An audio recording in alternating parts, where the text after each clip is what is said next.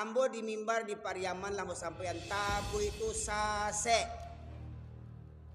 Bukan dari Islam, itu ajaran Syiah dan Syiah bukan Islam. Di mimbar ambo sabu itu di mimbar. Kalau ada pemko yang nak ketujuh jo ceramah ambo sudah ceramah kau duduk bersama. Itu budaya jahiliyah saya sebutkan. Ya. Nah demikian, yang pertama ritual-ritualnya itu banyak ritual syirik. Mambiak tanah lah ke dalam sungai, mambiak batang pisang, nanti dihoyak tabui, hoyak Husain katanya. Tidak ada yang merayakan hari kematian Hasan Husain kecuali orang Syiah. Dan Syiah itu bukan Islam.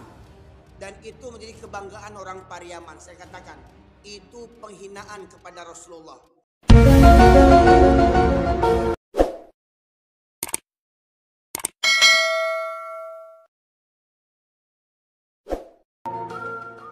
Bapak sekalian dirahmati oleh Allah.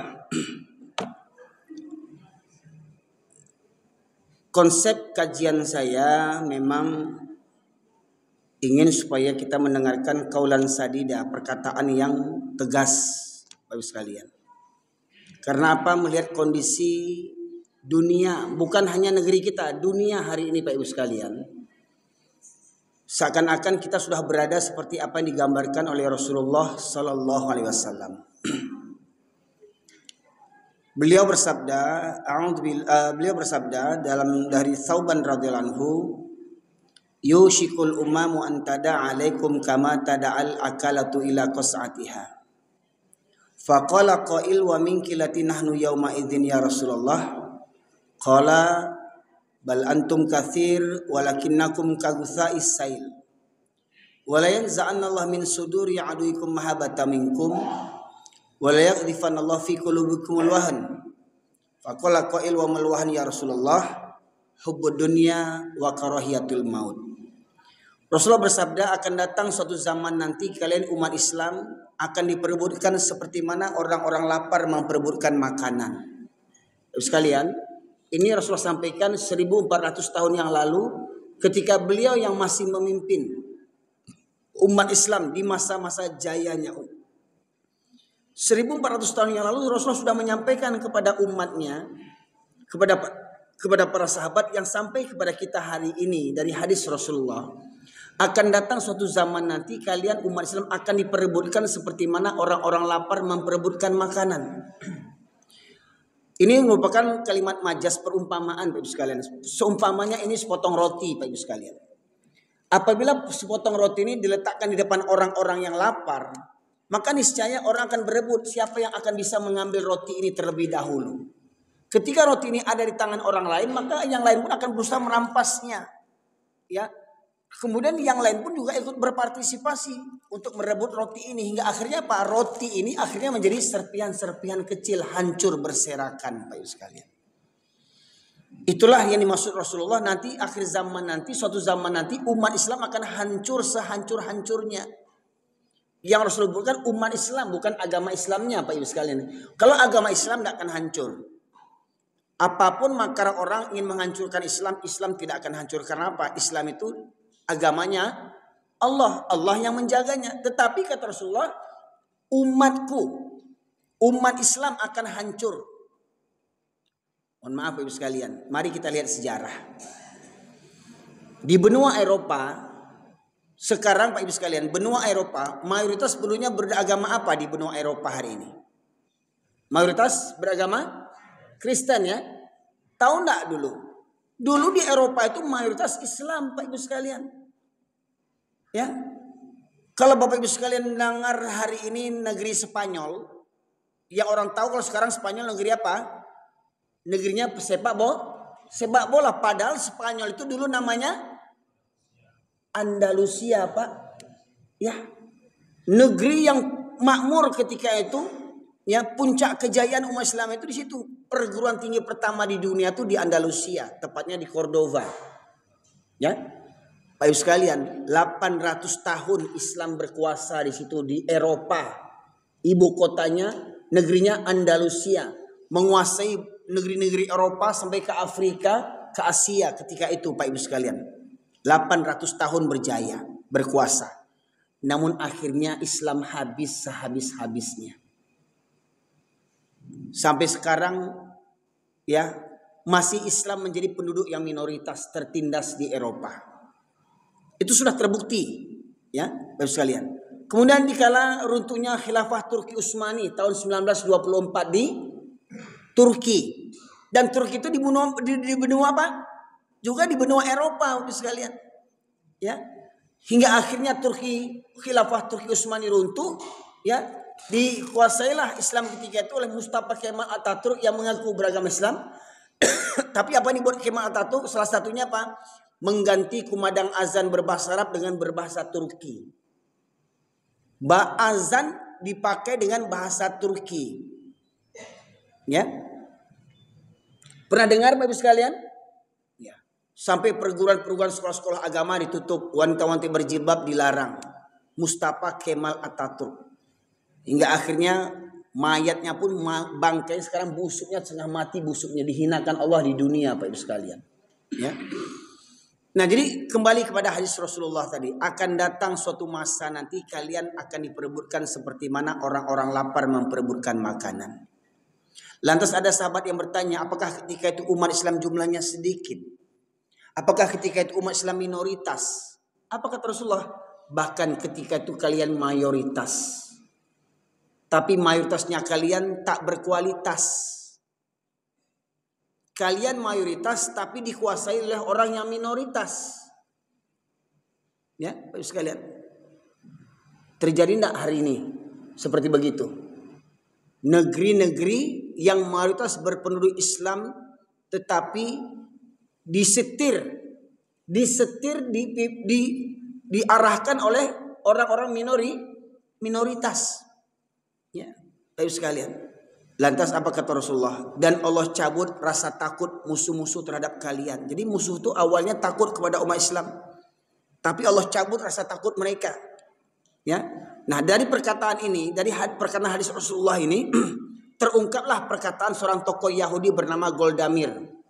Apa kata Goldamir? Seorang tokoh Yahudi mengatakan, kita tidak perlu takut kepada umat Islam selagi masjidnya umat Islam di waktu subuh tidak seramai seperti waktu sholat Jumat. Nah, coba lihat masjid kita ini, Pak. Masjid kita ini waktu Jumat penuh enggak? Sampai ke atas enggak, Pak? Kalau Jumat?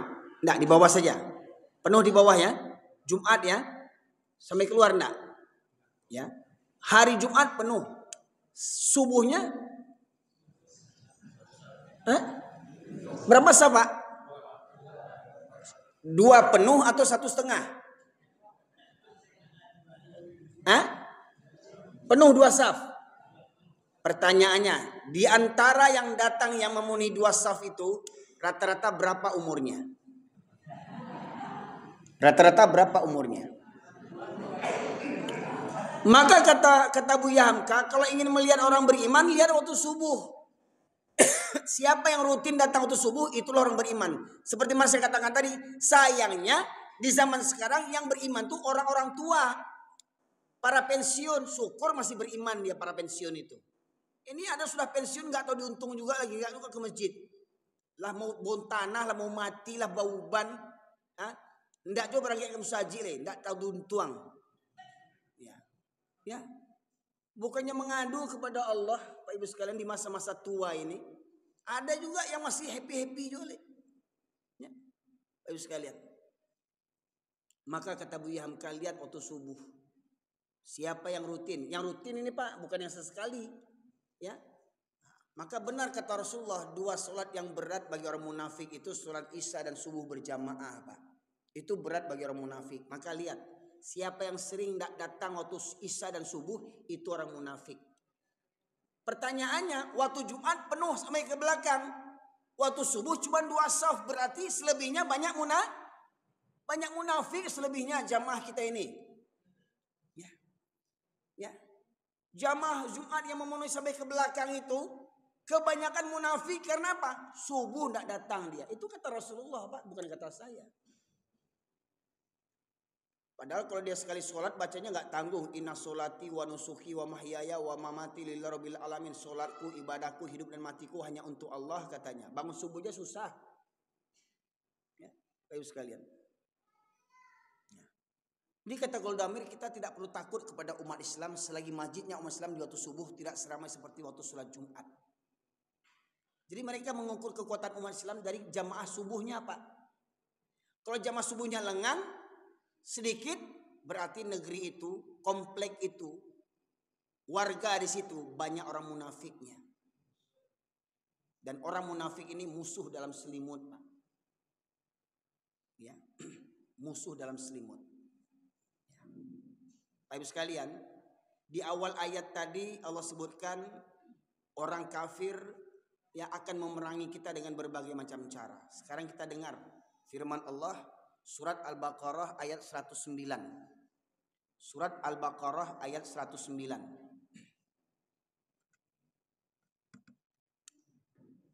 Ya, terjemahnya saja.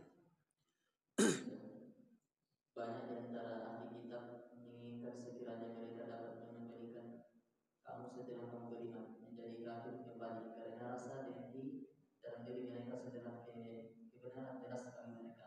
Maka maafkanlah mereka berlama dalam sampai Allah memberikan perintahnya.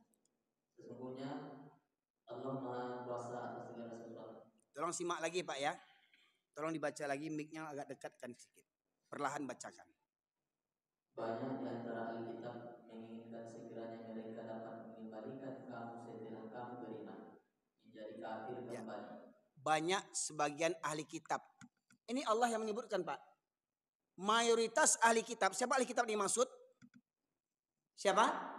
Yahudi, Nasrani. Yahudi, Nasrani itu sebagian besarnya menginginkan agar kita ini murtad dari agama kita. Ya.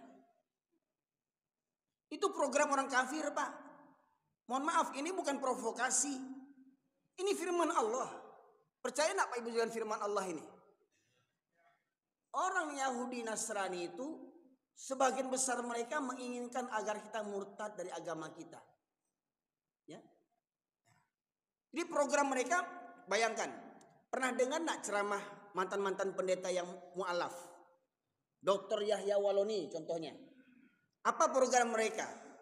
Gaji pendeta itu, Pak, pendeta gajinya untuk Yahya Waloni itu puluhan juta gajinya, 30 juta gajinya. Kalau dapat memurtadkan orang Islam, bonusnya berapa juta? Ya. Hingga mereka berupaya ya untuk mengkristenkan orang Islam di Indonesia ini. Maka lihat, Pak. Dulu saya dengar lagu Oma Irama, ya, 145 juta penduduk Indonesia. Itu waktu saya kecil-kecil dulu, Pak, 145 juta. Sekarang sudah 200 juta sekian, ya. Itu ketika itu umat Islam, jumlah Islamnya berapa persen? 90%, Pak, betul nggak? Sekarang jumlah umat Islam berapa persen? 80 sekian persen. Berkurang atau bertambah? Berkurang jumlah umat Islam, Pak.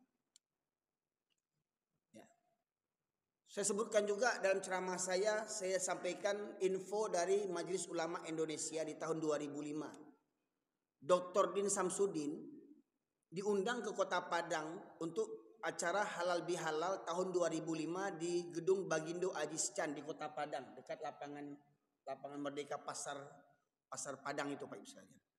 Jalan Syekh Khatib Ali Minangkabawi. Di situ beliau menyampaikan di tahun 2005 sudah lebih 30 pendeta asli Minangkabau. Tahun 2005, Pak. Ini sekarang tahun berapa ini? 2024. Kira-kira pendetanya itu bertambah atau berkurang? Tahun 2005 30 lebih pendeta asli Minangkabau. Bayangkan tuh. Tidak terbayangkan kita dulu yang kita anggap ini orang Minangkabau pasti Islam. Tidak ada orang Minangkabau yang kafir. Tapi faktanya, Pak, pendeta terbesarnya, tahu, Pak, siapa pendetanya? Pernah dengar enggak namanya? Yanuardi Koto, orang Lubuk Basung. Agam. Ya. Bahkan ketika dia membaca Injil itu, Pak, dengan baju kebesaran datua orang Minang dibacanya Injil itu. Untuk menunjukkan kepada dunia. Siapa yang bilang orang Minang ada Kristen? Nih pendeta nih orang Minang nih. Dengan baju kebesaran datua dibacanya Injil, Pak. tahun 2005. Bayangkan. Bahkan sudah ada gereja khusus orang Minang di Jakarta sana. Ya. Bahkan ada pendeta di asalnya Pangkalan. Pendeta Minangkabau di Jakarta asalnya Pangkalan, saya lupa namanya. Itu membuat Injil berbahasa Minangkabau. Injil berbahasa Minangkabau, Pak. Jadi tidak susah-susah, tidak perlu belajar bahasa Arab. Lah ada Injil bahasa Minangkabau kini. Jadi kalau ada orang Minangkabau malih baca Quran, baca juga Injil bahasa Minangkabau tuh. Ya. Kemudian di tahun 2005 itu, Pak, 625 muda-mudi Minangkabau disekolahkan dapat beasiswa ke Majalengka untuk belajar Injil. 625 muda-mudi Minangkabau disekolahkan ke Majalengka untuk sekolah Injil gratis. Bayangkan, Pak. 2005 625 muda-mudi Minangkabau disekolahkan untuk belajar Injil. Kira-kira tamat mereka sekolah Injil tuh kemana mereka? Pulang kampung enggak? Apa targetnya? Targetnya kristenisasi. Baik sekalian. Itu sudah makar orang-orang kafir. Ini Allah yang menyebutkan ini, Pak. Ya. Sebagian besar ahli kitab itu menginginkan agar kita murtad dari agama kita. Ya. Karena apa? Karena kedengkian. Karena dengki aja sebenarnya. Sama seperti iblis. Iblis menyesatkan kita. Karena apa? Karena dengki kepada Nabi Adam alaihissalam. Aku dulu diciptakan, kenapa kok aku sujud pula kepada Adam? Iblis protes kepada Allah. Coba bayangkan.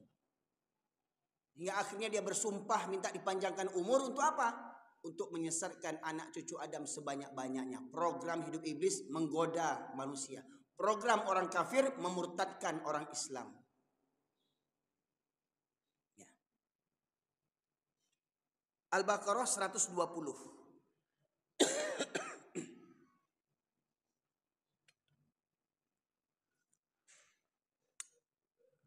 Ya. Dan orang-orang Yahudi dan Nasrani tidak akan rela kepada Muhammad sebelum engkau. Ya. Orang Yahudi dan Nasrani tidak akan pernah rela. Tidak akan pernah rela orang Yahudi dan Nasrani kepada engkau umat Islam. Tidak akan pernah redha. Tidak akan pernah rela Yahudi Nasrani kepada umat Islam. Jadi jangan bodoh-bodohan kita. Ini di zaman sekarang orang Nasrani Natalan, orang Islam pergi sholawatan. Ada nak nampak di YouTube? Bayangkan, bangga mereka sholawatan di gereja. Hah? Mengucapkan selamat Natal sama orang Nasrani. Kalau kita mengucapkan Islam nih, orang Islam mengucapkan selamat Natal kepada orang Nasrani. Sementara Natal itu merupakan hari kelahiran Nabi Isa yang mereka anggap itu anak Tuhan. Berarti kita orang Islam ya menyetujui bahwasanya Nabi Isa itu anak Tuhan. Ya. Banyak pejabat-pejabat hari ini demi mencari simpati orang-orang kafir mengucapkan selamat Natal. Bahkan salamnya saja pun bercampur-campur bahasanya. Tidak cukup Assalamualaikum, baca cara Hindu, baca cara Kristen, baca cara Yahudi. Ulama-ulama, tokoh-tokoh penguasa, pejabat-pejabat penjilat hari ini. Ya. Lihat tahun baru Masehi. Itu tahun baru siapa, Pak? Tahun baru Islam atau tahun baru Nasrani? Tahun baru Nasrani. Yang meramaikannya siapa? Yang meramaikannya agama apa? Agama Islam. Yang jual trompet siapa? Apa agamanya? Yang jual trompet di pinggir-pinggir jalan menjelang tahun baru, orang apa itu? Orang Islam. Yang beli trompet, yang niup trompet, bayangkan, baik. Betul enggak? Nggak usah jauh-jauh lah, di Bukit Tinggi itu, Pak. Yang katanya adat bersih sarak bersihkan kitabullah, sarak mengatar memakai.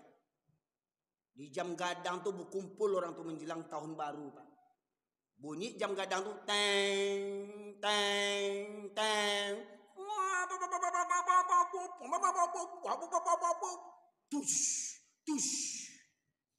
Satu malam 3 agama kafir kita turuti. Yang pertama, orang Nasrani mengundang umatnya beribadah dengan apa?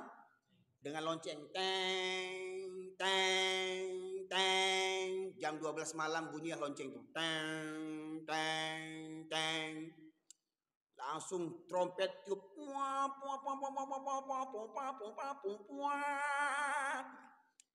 Orang Yahudi memanggil umatnya beribadah dengan apa? Dengan trompet. Lantas keluar api, kembang api. Tush, tush, tush, tush. Itu agama siapa? Mengambil beribadah dengan api. Agama Majusi. Satu malam banyak orang Islam yang murtad tanpa sadar. Dan itu setiap tahun berulang-ulang terus. Setiap tahun berulang-ulang terus. Betul tidak? Murtad tanpa sadar. Hingga banyak orang Minang ini bergaya kafir. Contoh, nggak usah jauh-jauh. Anak muda kita hari ini. Anak-anak gadis kita hari ini. Siapa idolanya? Artis Korea. Betul enggak? Korea itu orang kafir banyak. Ya. Saking bangganya sama orang Korea kafir, banyak restoran-restoran Korea hari ini. Takashimura, Ikisoku, itu bahasa Jawa Pak ya. Ikisoku, itu bahasa Jawa itu. Ya. Yatuyaki, tak apa-apalah makanannya hari ini, makanan Korea. Ya. Kadang ibu-ibu nanti gaya bebas, lambang-lambang artis Korea, Sonyeon, tak apalah gitu kan. Ya, bisa lihat. Apa istilahnya? Asalnya tahu. Sonyeon katanya. Ya. Sekarang anak-anak muda kita kiblatnya Korea. Wanita-wanita Korea itu tidak menutup aurat. Makanya lihat hari ini. Banyak wanita-wanita muslimah yang tak menutup aurat. Ya, Pak Ibu sekalian. Kalau di Pekanbaru ada CFD, ya, Car Free Day ya, setiap hari Ahad ya, ditutup jalan enggak. Ya. Kalau ada yang enggak berjilbab boleh jadi itu ya jemaatnya Santa Maria. Kalau enggak berjilbab ya, bisa jadi jemaat Santa Maria. Tapi kalau di Minangkabau, kok di Pariaman lah, kok di Bukit Tinggi lah, kok di Batu Sangka lah, kok di agama Ninjau lah. Ada padusi Minangkabau tidak berjilbab, agama padusi itu. Agama padusi itu yang tidak berjilbab tuh. Minang enggak? Kalau orang Minang pasti berjilbab. Pasti berjilbab. Karena apa? Syarat mengatur, adat memakai. Surat Al-Ahzab ayat 59. Wajib berjilbab bagi wanita muslimah. Bisa lihat. Ya. Surat Al-Baqarah 120 tadi. Tolong selesaikan lagi. Dan orang-orang Yahudi dan Nasrani tidak akan rela kepada Muhammad sebelum engkau mengikuti agama mereka. Katakanlah sesungguhnya petunjuk Allah itulah petunjuk yang sebenarnya. Dan jika engkau mengikuti keinginan mereka setelah Injil kebenaran sampai kepadamu, tidak akan ada bagi pelindung dan penolong dari Allah Subhanahu wa taala. Kalaulah jalih Al-Quran yang terbaik, Islam agama terbaik, tapi kita bangga niru-niru orang Yahudi, bangga niru orang Nasrani, maka Allah tidak akan menjadi pelindung bagi kita. Allah biarkan kita ini musnah. Kenapa? Kita bangga niru orang kafir. Oh, hari ulang tahun, tiup lilin. Banyak keluarga-keluarga Islam memperingati ulang tahun, tiup lilin, gaya orang kafir. Ulang tahun ke KFC, ulang tahun ke McD. Itu pendukung Yahudi. Bangga setiap tahun nama umur ulang tahun. Padahal ayahnya haji, ibunya hajah. Anaknya ulang tahun bangga, gaya orang kafir. Bayangkan. Ke haji tiap tahun, umroh tiap bulan, tapi niru orang kafir. Kenapa? Hajinya keulaan. Ini bulan Sapa Bogor, rami orang di kampung Bogor bulan Sapa Bogor, rami orang keulaan. 7 kali keulaan tu kuburan Syekh Burhanuddin sama dengan ibadah haji. Mangaka Makkah nawa. Ya, keulaan je lah. Ya. Ibu sekalian. Ibu sekalian. Tolong tanya sama ulama Minangkabau yang jujur. Tanya sama ulama Minangkabau yang jujur.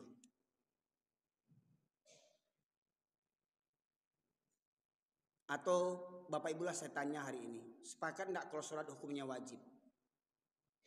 Sepakat tidak kalau sholat hukumnya wajib? Sepakat ya. Kalau orang sakit boleh tidak tinggal sholat? Tidak boleh. Tetap wajib sholat.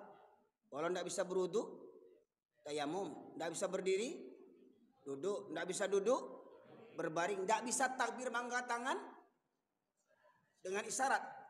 Walau tangan tak bisa diangkat, tetap wajib sholat dengan isyarat. Sepakat?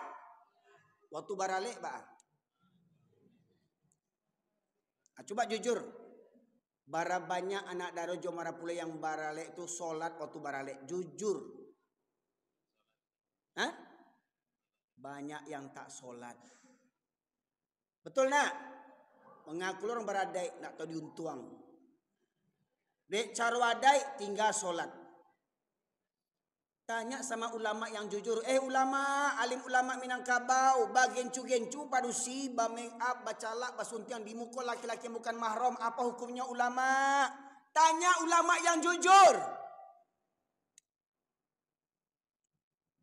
Korang Minang sunyi-sunyi yang kami hormati, nenek mama, alim ulama, cadiak pandai, bundo kanduang. Orang kampung baburu babi, juan jiang, haniang-haniang aja ulama kampung tu. Di penjuru Minangkabau basobok orang bogonceng juan jiang tu. Betul tak Pak Ibu sekalian? Pagi-pagi keluar juan jiang, sore-sore keluar juan jiang, bagonceng-gonceng juan jiang, bapaluak juan jiang, sauto juan jiang, sampai nak tahu mana orang mana nanjiang, sama je bantuaknya.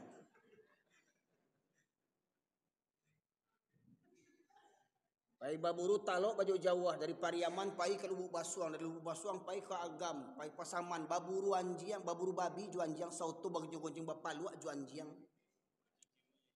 Bayangkan tuh. Saya besar lahir di Medan, saya ini di Medan kota Medan saya sekolah saya di Spiro nih, lewat Balige Tarutung. Enggak pernah selama saya sekolah dari Bintang Utara itu dari Medan ke Spiro, lewat Simalungun, Siantar, Tarutung, Balige, Pahai, si borong-borong, tak pernah saya nengok orang di Toru, Batang Toru di Tapanuli Utara tuh gonceng-gonceng sama anjing. Betul nggak? Ini anak kita ini.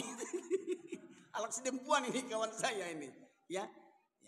Saya sekarang masih dakwah kepada Sedempuan, naik sepeda motor 9 jam saya kepada Sedempuan. Dari Sedempuan naik pula ke bukit lagi, Batang di Janji Matogu, Bapak sekalian. Masih rutin saya kepada Sedempuan yang si pengajian naik sepeda motor. Cuman 9 jam. Lumayan panas-panas pantat saya nengok di atas Sunda itu. Ya. Nggak pernah saya di Medan ya, nengok orang bergonceng sama anjing. Di Sedempuan ada nggak orang bergonceng sama anjing? Hah? Ada nggak Sedempuan? Nggak ada. Tapi di kampung awak ujung ke ujung tasobok sadonya. Betul nak Pak? Ada Pak orang Bukit Tinggi sih kok? Apalagi orang Bukit Tinggi. Ada orang Payakumbuh sih kok? Apalagi orang Payakumbuh. Ada orang Talawi sih kok? Coba. Dari ujung ke ujung, ambulah ngisi pengajian bo dari Daras Mas Raya sampai Air Bangis, dari pesisir sampai Rau Panti, Pak. Sampai ke bayangkan. Jadi seakan-akan cerita orang kampung Pak, umpama nih saya nih di Padang nih, ya. Kalau mau pulang ke Medan, karena saya lahir besar di Medan, kalau mau pulang ke Medan itu naik bis ALS, ya. Di tengah jalan ketiduran, sedang nenek tidur tuh mobil tuh goyang-goyang, ini udah masuk di Medan nih gitu. Karena Medan tuh banyak jalan berlobang-lobang ya, Spiro ya, banyak jalan berlobang. Tapi kalau dari Medan balik ke Padang, naik bis ALS ketiduran, sedang tidur itu terbangun, tampak orang goncengan sama anjing, udah sampai kita di kampung rumahnya. Jadi menandai kampung awak, di mana gonceng juanjiang kampung awak tuh. Sampai Baitu Bana zaman kini Pak. Di Minangkabau yang keceknya Basan di Sarak. Nah, pertanyaannya, bapak juanjiang tuh ada sia itu. Ambo yakin kok ulama-ulama Minangkabau semuanya bergerilya berdakwah tentang ini, berhenti tuh yang paburu-paburu juanjiang tuh Pak Ibu sekalian. Tapi banyak ulama-ulama takut menyampaikan. Beko ndak didengar kecil awak, beko ndak dihormati, beko awak, banyaklah pertimbangannya Pak Ibu sekalian. Hingga akhirnya apa? Kemaksiatan mendarah daging. Ya. Termasuk baralek tadi tuh. Ya. Dengan make upnya, dengan gencunya, apakah wajib wanita kalau baralek mesti pakaian adat? Wajibkah? Wajib enggak? Bahkan hukumnya apa? Setelah itu berjabatan tangan dengan tamu-tamu semuanya, laki perempuan disalami semuanya. Apa hukum berjabatan tangan laki-laki dengan perempuan yang bukan mahramnya? Apa Pak? Haram hukumnya. Kemudian kalau baralek mesti bawa orgen jolai. Ndak tangguang orgen. Idulah bangsa berhutang orgen pula. Lah miskin awak baralek mesti bawa orgen lo tuh berhutang-hutang. Ya. Cuman dek mungkin mengharap orang badoncek tengah malam kok. Nah, kok terganti tuh utang awak tuh. Karambia utang, bareh bautang, orgen bautang. Beko masuk badoncek beko ada pek tuh. Kiranya apa? Dibaca amplop cek-cek.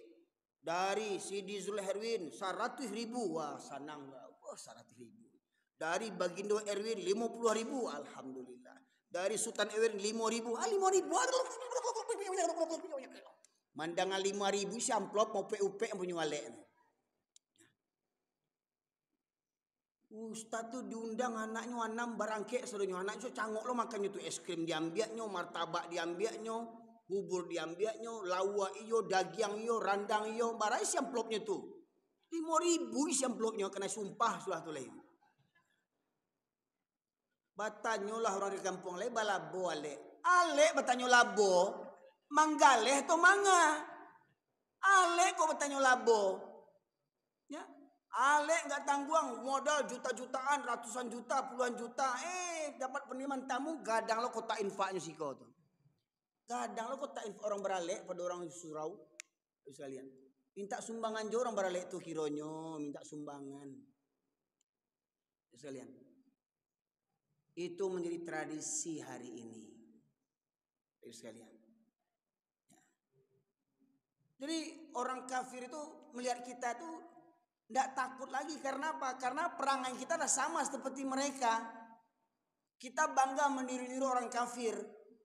Ya. Nah, sekarang kita dengar lagi, ya, orang yang mengaku Islam tapi munafik. Surat An-Nisa ayat 89. Surat keempat An-Nisa 89.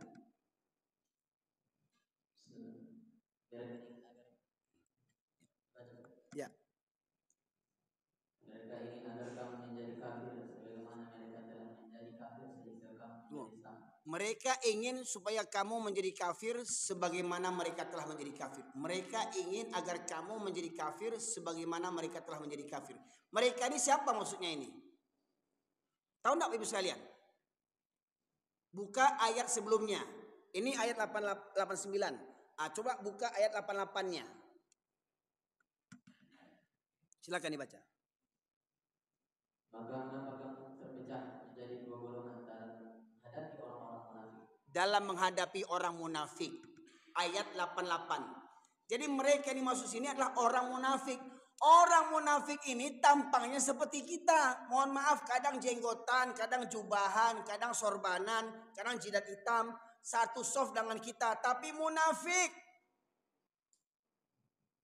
Sama orang kafir berkawan-kawan, sesama orang Islam musuh-musuhan. Contoh mohon maaf nih, ya.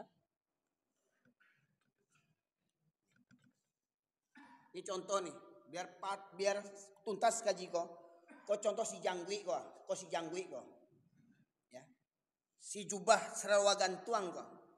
Bertemu sama orang yang berjangwi lain, ya. Disebut Assalamualaikum, ditengok lu atas bawah. Waalaikumsalam. Ndak kawan awak udah. Ndak kawan awak katanya. Sama-sama jenggotan, sama-sama jubahan, sama-sama cingkrang, ndak kawan awak. Kenapa? Bukan satu pengajian. Bayangkan tuh.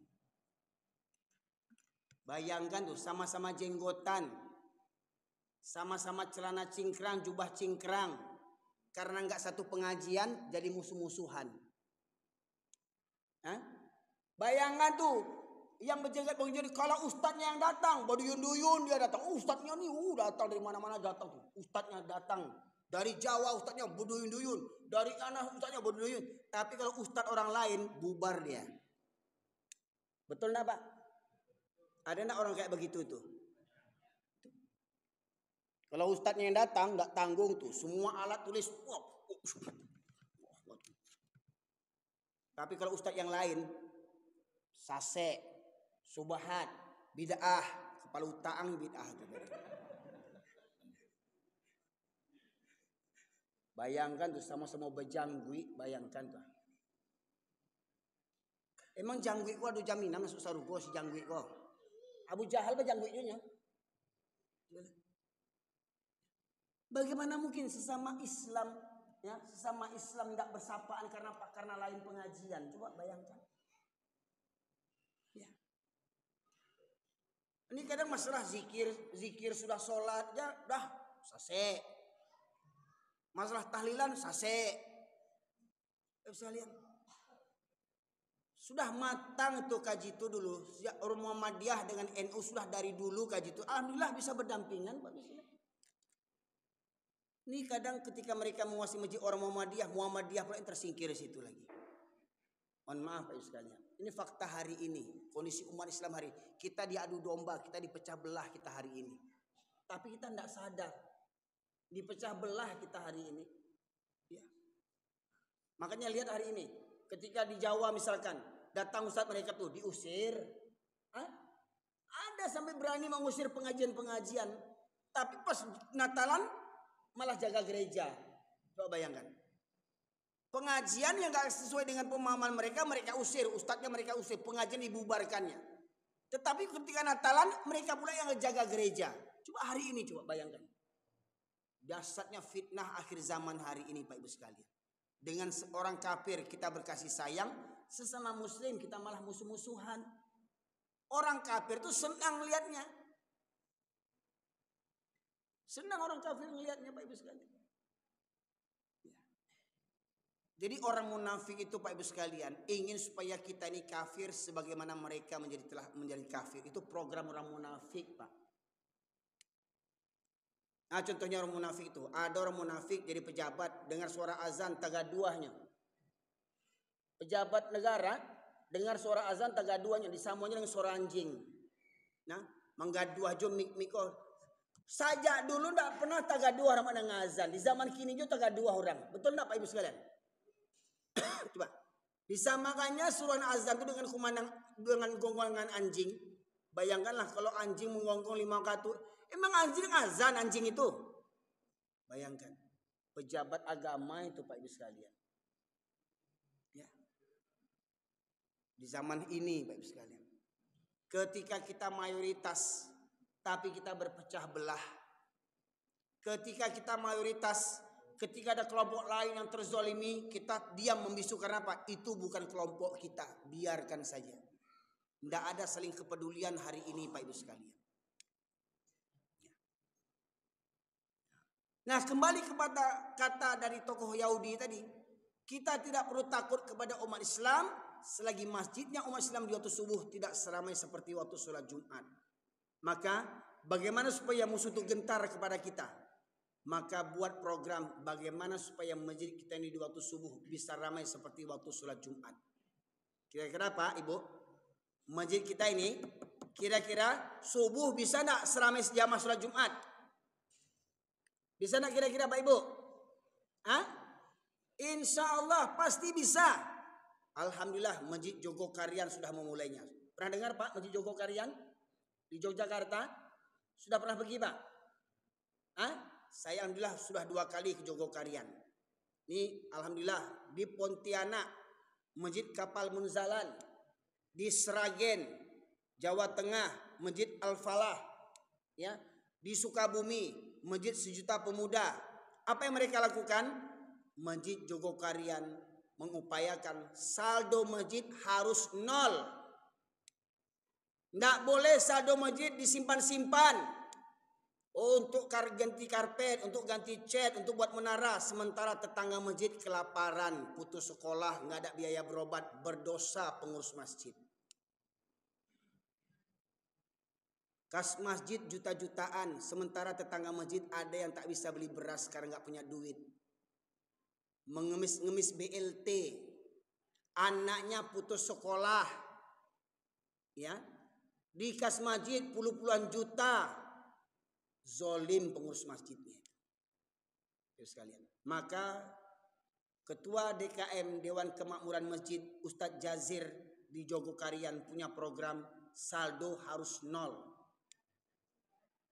Ya Bu, ketika ada bendahara melapor kepada pengurus Dr. Jazir, apa kata pengurus bendahara?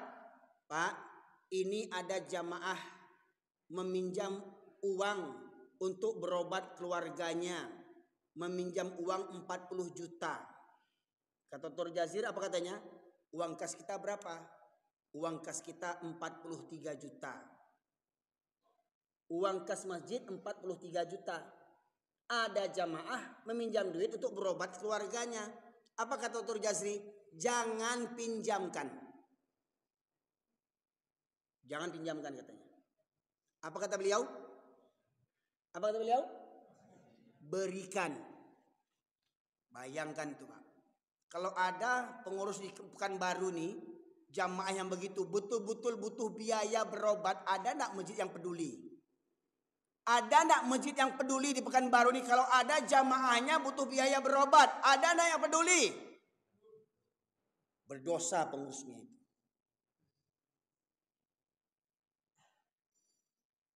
Betul-betul dia tidak mampu untuk berobat. Ya.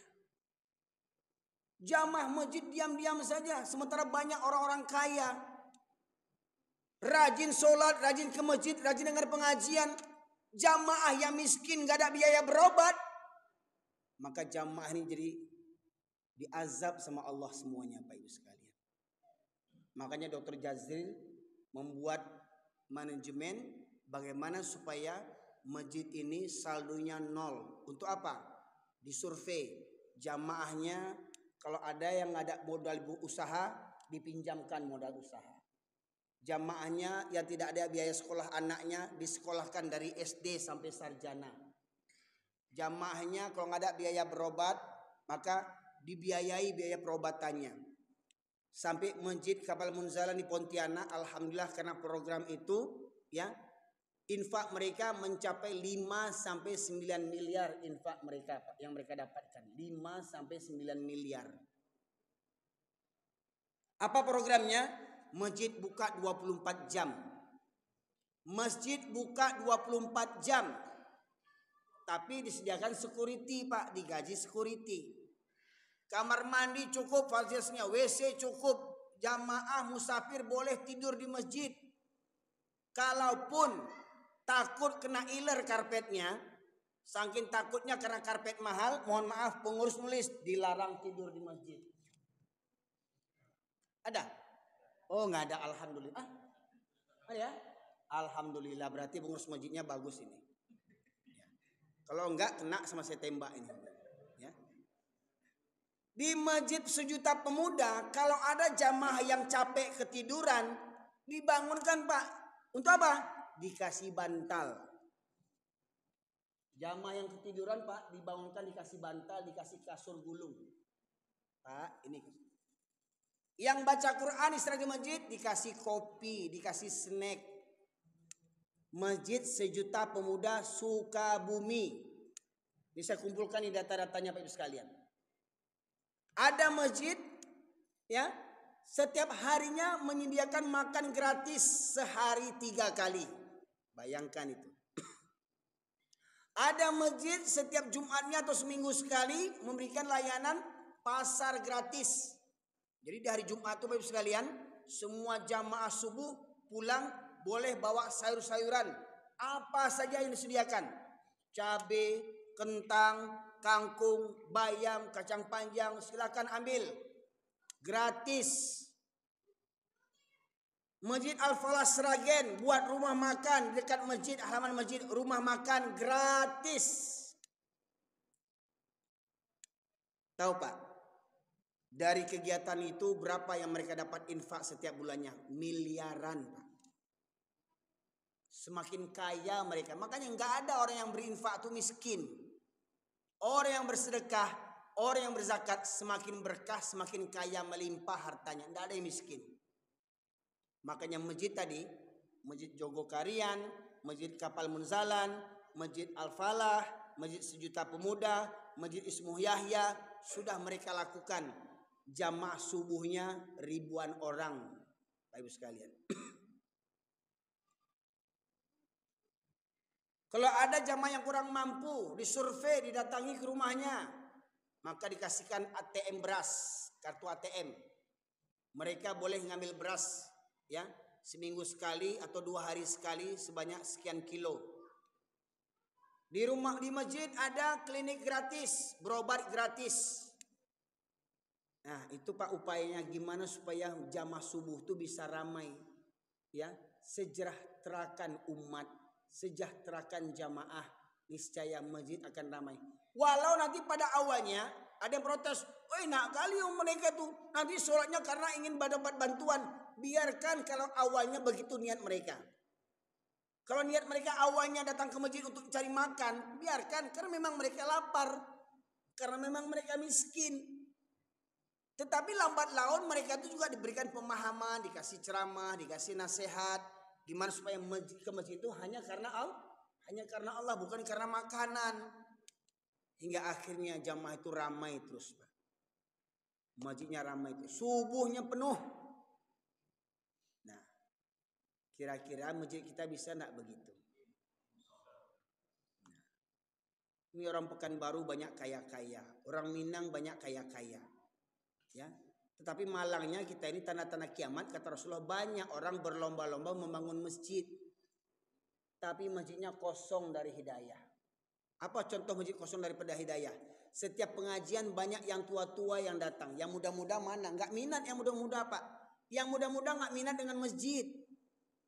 Maka masjid-masjid tadi berupaya masjid dikasih fasilitas wifi. Kenapa kafe-kafe bisa ramai? Kenapa kafe-kafe, restoran ramai-ramai tengah malam itu? Karena apa? Karena mereka itu dilayani orang kafe. Kalau dapat, masjid itu juga melayani para pemuda, kasih wifi gratis. Buka masjid 24 jam non-stop. Ya. Buat tim media. Semua kegiatan masjid direkam di sosial media, disebarkan ke sosial media. Maka pemirsa akan menonton dari seluruh penjuru dunia. Betul enggak?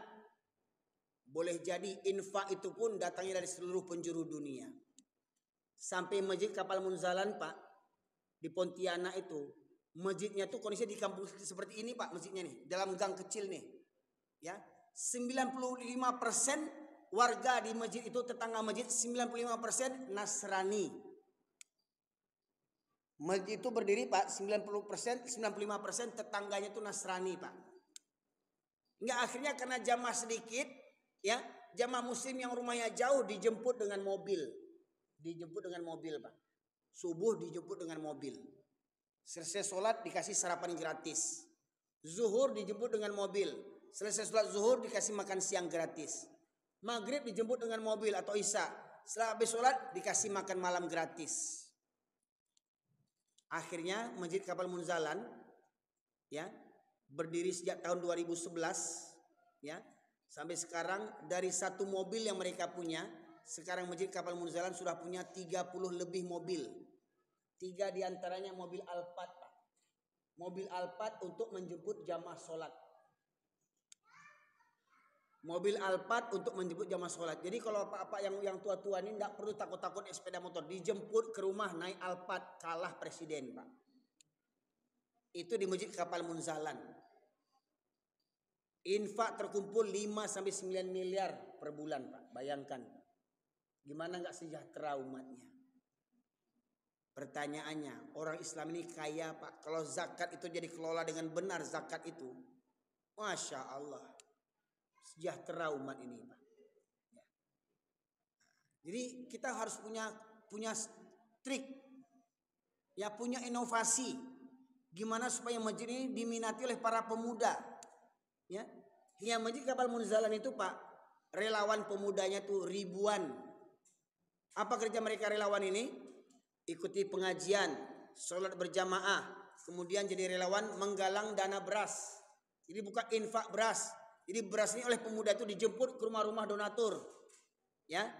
Pertama berasnya dijemput ke rumah donatur, dikumpulkan, kemudian dibagikan. Pemuda-pemuda pula yang membagikan ke pesantren, ke fakir miskin, ya. Rumah yatim piatu. Setiap bulannya Masjid Kapal Munzalan menebar beras 8 ton setiap bulannya, Pak Ibu sekalian. Itu di luar dana 5 miliar. Itu di luar dana 5 miliar, bayangkan. Nah, bisa enggak kita bagikan umat berawal dari masjid? Kata orang Minang, basamo kita mangko manjadi. Basamo, Pak. Bapak punya kenalan, sebarkan kepada kenalan nih, kami punya program begini. Kami punya program begini. Tolong support ya, donasinya, hartanya, infak sedekahnya. Kalau boleh disalurkan kepada kami untuk kelancaran program kami ini. Begitu, Pak. Ya. Pengurus masjid kalau dapat setiap malam minggu supaya nak kelurahan pemuda ya, buat acara mabit. Apa mabit itu? Malam bina iman dan takwa. Remaja pemuda ajak malam minggu tidur di masjid. Itu sudah saya lakukan, Pak, di negeri Siano, Bukit Tinggi, Agam. Kurang lebih 2 tahun saya jalankan program itu. Alhamdulillah 100 lebih pemuda-pemuda yang awalnya candu handphone, nggak tidur-tidur main handphone, Pak. Udah semisap lem narkoba, saya ajak tidur di masjid setiap malam minggu. Saya ajak sholat tahajud. Nangis-nangis Pak preman itu, Pak. Ya, saya ajak subuh berjamaah, habis subuh berjamaah sarapan pagi, habis sarapan pagi olahraga maraton. Bahkan anak itu saya tanya, "Sepulan, kamu sholat subuh nak tadi?" "Enggak, Ustaz." "Push up 10 kali." "Kamu sholat zuhur nak?" "Enggak, Ustaz." "Push up 20 kali." 1 kali enggak sholat 10 kali push up. 5 kali enggak sholat 50 kali push up. Remaja-remaja tuh, Pak, saya suruh push up yang enggak sholat. Mau mereka, besok datang lagi. Akhirnya apa? Nampak perubahan-perubahan. Yang awalnya mereka tidak pernah sholat, mulai sholat. Yang awalnya mereka tidak pernah ke masjid, malah senang ke masjid. Itu sudah saya jalankan, Pak. Saya bicara ini sudah saya lakukan terlebih dahulu, Pak. Di sana bisa, kenapa di sini tidak? Kenapa di sini tidak? Kenapa? Karena kita belum memulainya. Pertanyaannya, mau tidak kita mulainya? Saya berikan satu program dulu, mulainya. Bagaimana cara memulainya? Buat program gerakan subuh berjamaah, dimulai kegiatannya dari Sabtu malam. Apa acara Sabtu malam itu? Sesudah sholat Isya, kumpulkan remaja pemuda, tahsin tajwid tadabur Quran. Setiap pemuda kasih 1 Quran, 1 meja lipat, 1 alat tulis. Seperti kaji-kaji kita ini, buka ayat sekian, buka ayat sekian. Ya, disampaikan kepada para pemuda. Ya, kalau kamu nggak sholat nih jadi anjing kata Allah. Kalau kamu ini seperti binatang kata Allah. Mau nggak jadi anjing? Mau nggak? Oh nggak, Ustaz. Akhirnya dirubah sedikit-sedikit. Ya. Kemudian setelah tahsin tajwid selama 1 jam istirahat, dikasih snack, dikasih minuman, kopi hangat. Nobar, apa nobar tuh? Nonton bareng film Al-Fatih, film Salahuddin Al-Ayyubi, ya. Pasang layar, ya. Pasang layar, nonton sama remaja-remaja bagaimana perjuangan Islam dulu jaya. Supaya pemuda ini bangkit semangatnya. Oh, ternyata Al-Fatih itu usianya 22 tahun dulu. Meruntuhkan kerajaan Konstantinopel, 22 tahun umurnya. Memimpin pasukan perang, mengalahkan kerajaan Kristen, Bapak sekalian. Salahuddin Al-Ayyubi, bagaimana Salahuddin Al-Ayyubi memerdekakan negeri Palestina dari orang-orang Nasrani yang zalim. Nobar, habis nonton bareng tidur. Ya. Yang namanya anak-anak, Pak, sudah candu handphone, mungkin nggak bisa langsung diajak tidur. Oke, saya kasihkan kesempatan. Saya kasihkan kesempatan kalian main handphone sampai jam 12 malam, tapi jangan lihat yang macam-macam. Main game boleh, nonton YouTube boleh, tapi jangan nonton yang macam-macam. Jangan main game yang pakaian pemain gamenya tuh kartun-kartun yang tidak menutup aurat. Ya. Saya biarkan sampai jam 12 malam. Tepat jam 12 malam saya ambil Tupperware, saya kumpulkan handphonenya semua. Kumpulkan handphone lagi. Nah, ya. Oke, simpan handphonenya, masukkan ke kamar, kita tidur. Bayangkan Pak, anak yang selama ini tidak pernah sholat, tidak pernah ke masjid, mau diatur. Jam 3 malam bangun sholat tahajud. Ketika sholat tahajud tuh Pak, ya Allah ya Rabbi, meraung-raung preman-preman tuh Pak, nangis dia. Saya tanya, kenapa kamu nangis? Ya Allah Ustaz, udah lama saya tidak sholat Ustaz, baru ikut mau sholat Ustaz, alhamdulillah Ustaz. Artinya tuh sebenarnya mereka tuh ingin baik sebenarnya. Apa kata anak remaja tuh, selama Ustaz orang suruh mencelik kami buruak jo. Anak kurang ajar, anak mada, anak kerengkang. Mereka cuma caci maki kami, tapi mereka tak pernah menyentuh hati kami. Mereka tak pernah menyentuh hati kami. Ini pengakuan mereka Pak. Ustadz baru yang bisa menyentuh hati kami katanya. Pengakuan mereka ini. Anak yang paling bandel nih, di kampung itu. Anak biang kerok. Ya, padahal orang tuanya polisi itu. Ayahnya polisi, tapi anaknya nggak tanggung badungnya. Ayahnya nggak bisa ngaji, diinjak-injak sama ayahnya. Nggak berubah. Alhamdulillah diajak tidur ke masjid, lunak hatinya. Ya, hingga akhirnya orang rantau melihat program itu bagus. Akhirnya semua anak remaja itu dikasih jubah semuanya, 100 tel. Remaja-remaja yang caduh headphone akhirnya pakai jubah semuanya, serba putih.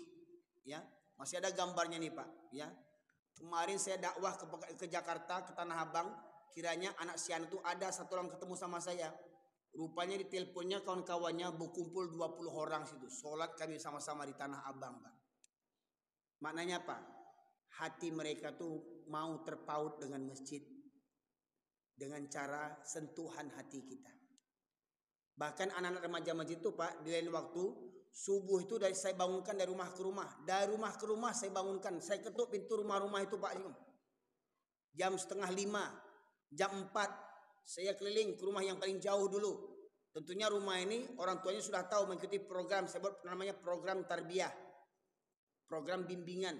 Jadi anak-anak ini setiap minggunya ada lembar muhasabahnya. Setiap minggunya saya koreksi. Apa contohnya? Sholat subuh, sholat apa tidak? Berjamaah atau tidak? Itu di checklist. Zuhur, asar sampai isya, sholat enggak selama satu hari itu? Berjamaah enggak selama satu hari itu? Ya, setiap minggunya saya cek itu. Yang tidak sholat saya suruh push up. Mau mereka Pak Ibu sekalian. Alhamdulillah. Anak preman narkoba mau dia. Diajak sholat tahajud nangis-nangis dia. Luluh hatinya. Ya. Ini Pak Ibu sekalian. Akhirnya apa? Sebelum lebaran corona, senangnya orang rantau disediakan bis wisata. 6 bis wisata untuk mengajak remaja pemuda wisata gratis. Makin bertambah semangat remaja itu Pak Ibu sekalian. Maknanya apa?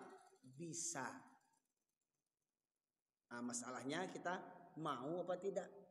Apakah kita ingin bertahun-tahun yang masjid cuma diisi orang-orang tua saja? Nah pertanyaannya, kapan yang muda-muda datang ke masjid?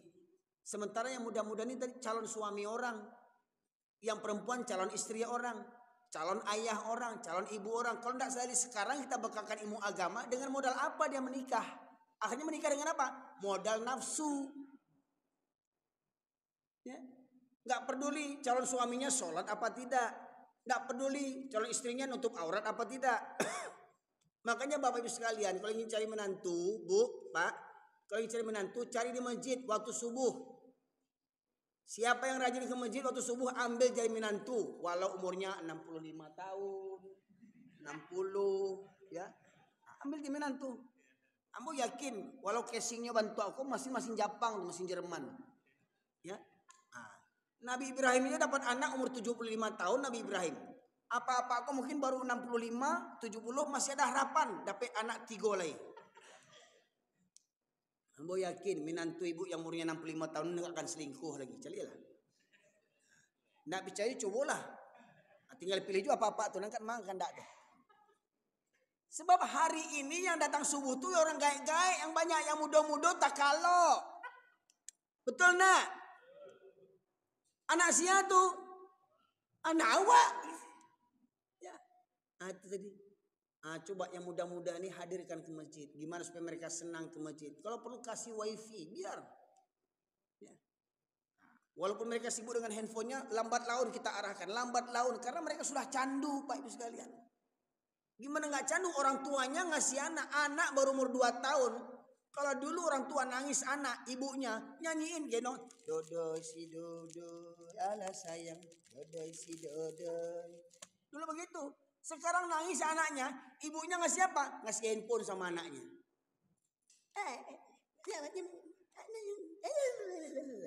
Gimana nggak candu handphone anak tuh? Baru 2 tahun dah diajar supaya diam nangisnya dengan handphone. Nggak dikasih handphone. Wow, Masya Allah. Rasailah. Juta-jutaan untuk merusak anak keturunan awak handphone ini Pak Ibu sekalian. Ya. Nah, ini.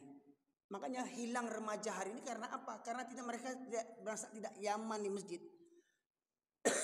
Maka mari kita ciptakan agar remaja-remaja itu nyaman tinggal di masjid. Bagaimana caranya? Ya, kita berbau dengan remaja. Jadi terkadang saya Pak dengan remaja-remaja itu sama-sama tidur di masjid saya. Sama gurau, sama bercanda, ya. Nanti habis sholat subuh sama-sama maraton, mandi di batang air Siano tuh, ya. Ada Pak orang Siano siko. Orang Bukit Tinggi ada siko. Nah tuh. Lihat tahu Pak Siano kan? Kepatan tuh banjir kepatan Siano tuh, tengah-tengah hari biasanya Kariang air Siano tuh banjir. Galodo, celek tuh Galodo di Bukit Batabuah. 2 gunung sekaligus, Gunung Singgalang ke Tengah banjirnya. Gunung Merapi ke Canduang. Bayangkan Pak, itu baru lahar dingin tuh, belum meletus kedua-duanya gunung tuh. Bayangkan. Hancur di tanah Minangkabau Pak sekalian. Hancur rumah-rumah yang tagak apa? Surau tagak. Ada ndak awak mengambil pelajaran daripada itu? Nah, inilah para jamaah sekalian, ya. Bagaimana supaya kita ini, warga kita ini yang negeri mayoritas Islam terbesar di dunia, kembali kepada Al-Quran. Kembali kaji Al-Quran. Al-Quran bukan hanya untuk diperlombakan. Al-Quran bukan hanya untuk dihafalkan. Yang paling utama, Al-Quran untuk diamalkan sebagai pedoman hidup. Demikian saja para jamaah sekalian dirahmati Allah. Kondisi umat Islam yang banyak cinta dunia dan takut mati itu salah satunya kita lihat di masjid. Kalau banyak yang tak datang ke masjid berarti mereka lebih senang sholat di rumah. Kalaupun sholat, kadang banyak yang tak sholat. Makanya kata Rasulullah, sebaik-baik sholat wanita itu di rumah, sebaik-baik sholat laki-laki di masjid. Jadi kalau ada laki-laki sholat di rumah itu namanya laki-laki solehah. Ya. Ada ayah orang rajin sholat tapi di rumah ayah solehah. Ada minantu ibu, ya. Pimpinan ini, pimpinan itu, sholatnya di rumah, ya, Sidi solehah. Ambo galambo Sidi, Pak Ibu sekalian. Nah. Jadi kalau ada suami rajin sholat di rumah itu suami solehah. Takicuah dinantarang ibu-ibu sekalian, ya. Nah, jadi semoga kiranya dengan kajian ini bangkit semangat kita untuk beragama. Tidak perlu kita takutkan asalkan Al-Quran yang kita sampaikan Pak Ibu sekalian. Ya, mati hidup kita hanya untuk Allah Subhanahu wa taala. Semoga kiranya bermanfaat. Kepada Allah saya mohon ampun, kepada Pak Ibu sekalian saya mohon beribu maaf. Semoga kiranya di Masjid Al-Amin ini Masjid Al-Falah ini, Nurul Falah ya. Di Masjid Nurul Falah ini Bapak Ibu sering pulang pergi ke masjid berbalik bolak-balik. Semoga di surga Firdaus kita reuni bersama hendaknya. Amin ya rabbal alamin. Marilah kita tutup majelis kita dengan doa bersama. Semoga kiranya doa kita ini diijabah oleh Allah Subhanahu wa taala hingga akhirnya Allah mudahkan kita meraih nikmat di surganya Allah, surga Firdaus. Amin ya rabbal alamin. Kita minta kepada imam kita untuk memimpin doa kita pada kesempatan kali ini. Kepada imam kita persilahkan. Ya Bu, tunggu ada pertanyaan.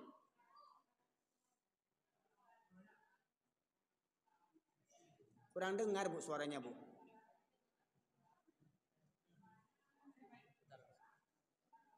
Tunggu.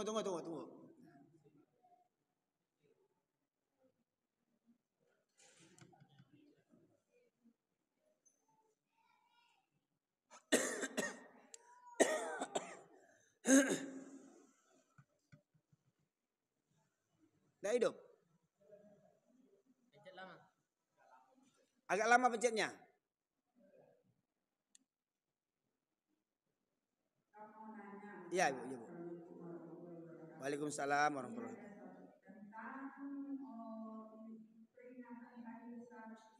Peringatan Hari Besar Islam ya.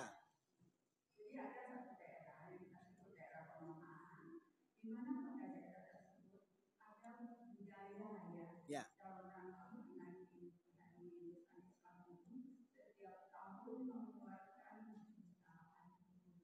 Ya. Ya.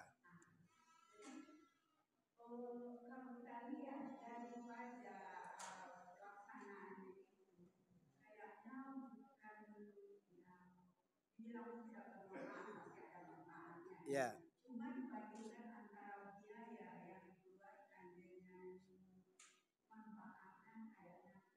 Ya. Ya.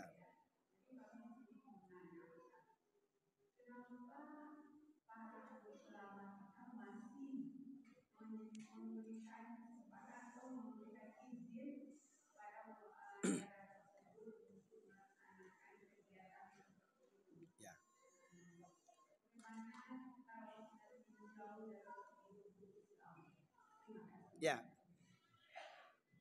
Nah, pertanyaannya kegiatannya seperti apa, Ibu? Kalau saudara pengajian saja boleh enggak? Peringatan Hari Besar Islam kita adakan tabligh akbar, boleh tidak? Bermanfaat enggak? Kita undang ustaz misalkan dari Jakarta, tentu biayanya lebih besar, ya. Kemudian kita sediakan makanan, tentu lebih besar. Kita hadirkan tamu yang banyak, tentu lebih besar. Nah, masalahnya seperti apa kegiatannya?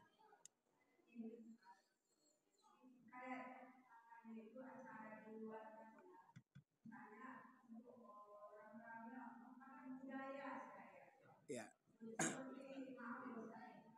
Ya. Iya, ya. Pariaman, ya betul. Oh, begitu. Nah, kalau itu ya, kalau itu jaleh di Ambo tuh, Bu, ya. Ambo di mimbar di Pariaman lambo sampeyan tabu itu sase. Bukan dari Islam, itu ajaran Syiah dan Syiah bukan Islam. Di mimbar ambo sabu itu di mimbar. Kalau ada pemko-pemko yang nak ketujuh jo ceramah ambo sudah ceramah ko duduk bersama. Itu budaya jahiliyah saya sebutkan. Ya. Kenapa demikian? Yang pertama, ritual-ritualnya itu banyak ritual syirik. Mambiak tanah lah ke dalam sungai, mambiak batang pisang, nanti dihoyak-hoyak tabui, hoyak Husain katanya. Tidak ada yang merayakan hari kematian Hasan Husain kecuali orang Syiah. Dan Syiah itu bukan Islam. Dan itu menjadi kebanggaan orang Pariaman. Saya katakan, itu penghinaan kepada Rasulullah. Kenapa begitu? Lambang tabu itu di bawahnya ada burak. Burak itu apa? Diumpamakan kuda betina berkepala manusia perempuan bersayap sebagai kendaraan Rasulullah untuk pergi Isra dan Mi'raj. Pertanyaannya, dari mana kisah cerita burak itu? Tidak ada kecuali dari cerita orang-orang Yahudi. Untuk apa? Untuk menghinakan Rasulullah karena Rasulullah beristrikan 11 orang dan biasanya orang yang hashtagnya tinggi itu diibaratkan dengan nafsunya kuda. Jadi dianggap Nabi itu nafsunya seperti nafsu kuda. Dan itu malangnya jadi kebanggaan maskot kota Pariaman. Itu saya sampaikan di kota Pariaman, saya sampaikan itu, Bu. Cuman masalahnya itu tadi banyak ulama-ulama tidak berani menyampaikan. Seperti tadi ulama apa yang kita bahas tadi pertama? Banyak ulama anjing. Ya tadi itu. Ya. Yang tidak berani menyampaikan kebenaran. Nah, saya, Bu, alhamdulillah saya sampaikan. Alhamdulillah akhirnya bagaimana? Saya dapat penghargaan Ustadz Anjiang kata orang. Ustadz Anjiang itu maksudnya. Nah, makanya saya tidak laku di kampung, tidak berani orang undang saya. Ya. Walau orang-orang Pekanbaru mengundang saya, orang kamu tidak berani mengundang saya. Ustadz Anjiang itu makanya diundang Ustadz Anjiang tuh. Nah itu, Bu. Jadi sudah, kalau saya pribadi sudah saya sampaikan. Nah, hingga kalau masalahnya, kalaulah banyak ulama menyampaikan tentang kesesatannya, insya Allah itu akan sirna. Tapi itu tadi ulama ini banyak yang mencari sisi amannya. Nah itu, Bu. Begitu, Bu, ya.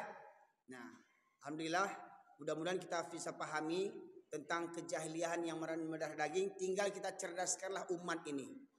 Cerdaskan umat terus belajar supaya tradisi jahiliyah tidak terus berkembang sampai ke anak cucu kita. Demikian saja Bu ya. Baik, mari kita tutup dengan doa. Tolong yang makan diletakkan dulu makan buku tak cakia buku. Ya, kita doa dulu ya. Semoga dengan kita berdoa bertambah snacknya sudah boleh ya. Mari kepada ustaz kita, imam kita mintakan pimpinan doanya. Baik dulu.